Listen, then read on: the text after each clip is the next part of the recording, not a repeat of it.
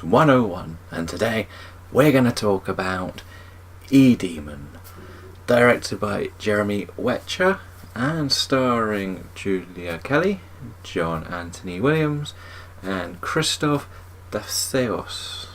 Sorry if any names are pronounced incorrectly, I'm still not very good at this name pronouncing game.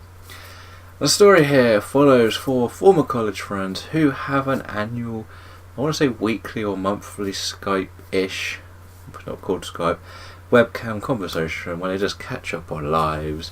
We have an ambitious, about to be published author maybe. We have the rich one who's been a success story. We have the family man with a wife and kids. And we have the one that's a bit of a slacker, but things haven't just not worked out the way he had planned them to be.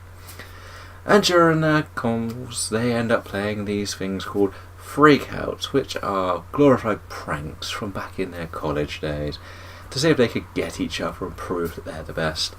But on this very phone call, things take a very sinister turn, and they start to believe that they may have unleashed a demon through their phone calls. Now this is a very, very interesting horror. It is in the same tone as an Unfriended and the very upcoming Searching, I feel. Well, everything we see is going to be webcam based. Yes, this does mean it is found footage, and we do learn early on that this is found footage from a webcam recording being put on the web by people trying to spread the message of what happened.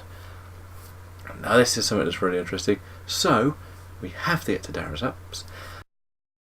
The three things I like best about this movie. Number one is the fact we have seen a lot of found footage movies, and I am one of the big fans of found footage if it's done correctly.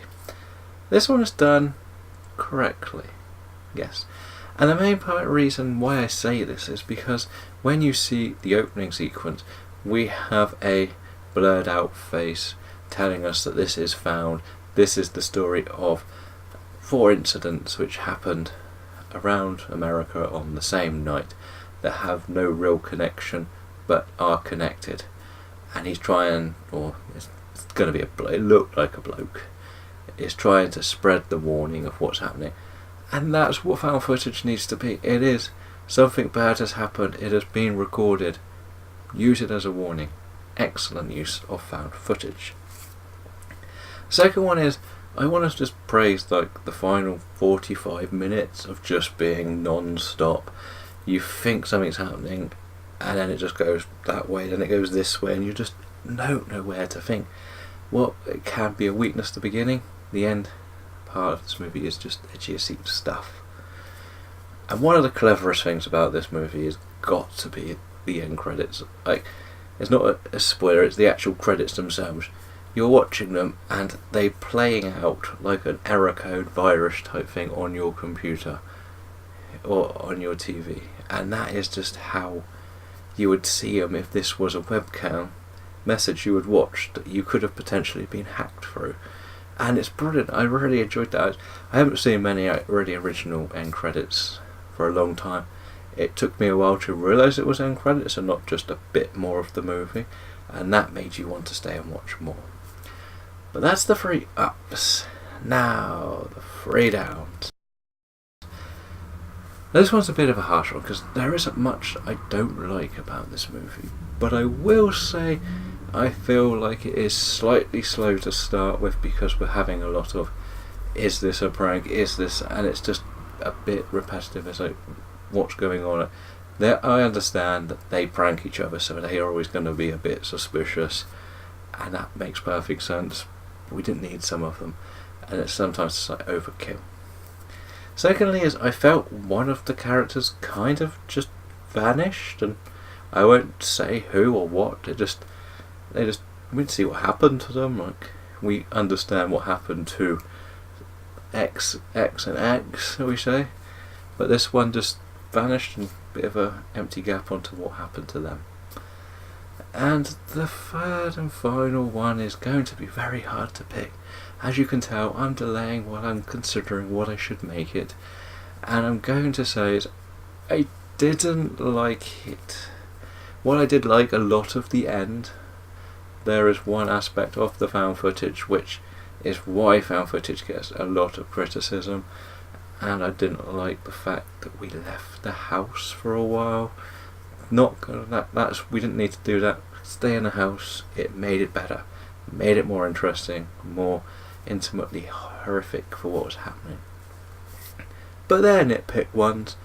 We can enjoy these for the right reasons. This movie. This is how you make found footage great.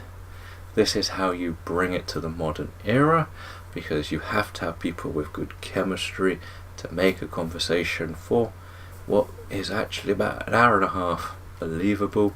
Yes, 45 odd minutes is to do with horror, but you feel like they all know each other, they understand that they have to do things in life while they try to have these conversations. Greatly put together. I am going to settle on a score of 4 out of 5. Yes, I am saying go and check out E-Demon, which will be on video on demand in the next couple of weeks.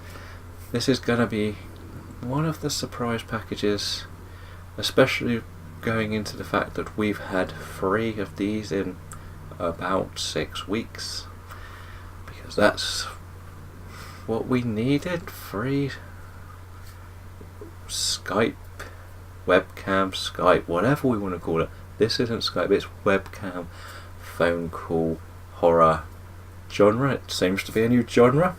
Wow. We're searching and unfriended the dark web, which I will probably never be seeing because I didn't like the first one. But never mind, I have talked too much.